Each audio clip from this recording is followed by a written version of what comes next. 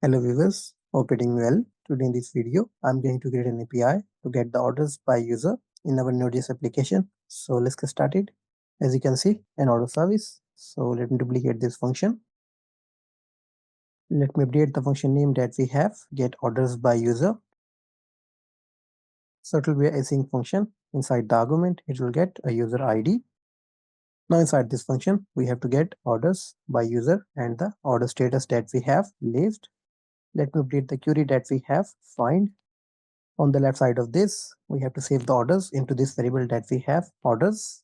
After getting the orders, I'm going to check the length. If orders.length less than 0, then we have to return the response where we have a status 404 data that we have orders not found.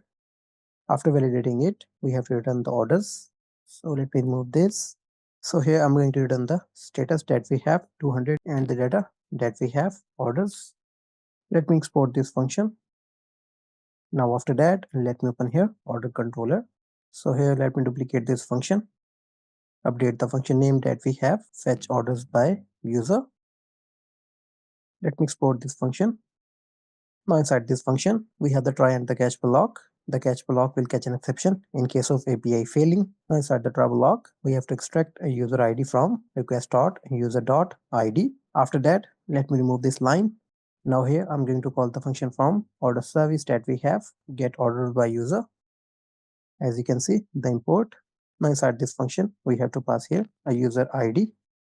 On the left side of this, we are saving the method response into this variable that we have response. After getting the response, we have to return the response where we have a status and the orders in the form of a JSON. Actually, it will be a response.data. Now after that, let me open here order route. Let me duplicate this route. So a mapping that we have get the path that we have slash.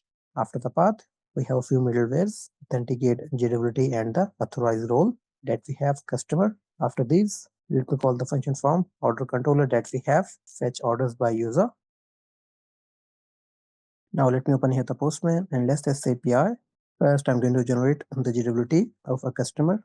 Let me copy this token. Let's go to the second tab. As you can see, a path that we have slash API slash customer slash order mapping that we have get. After that, I'm going to add the token inside this input. Now let's click on the send button. As you can see, the status we got 200. With this, we are getting a body where we have an order. So that's all for now from my side. If you have any confusion, you can do comment. Thanks for watching. Take care. Bye.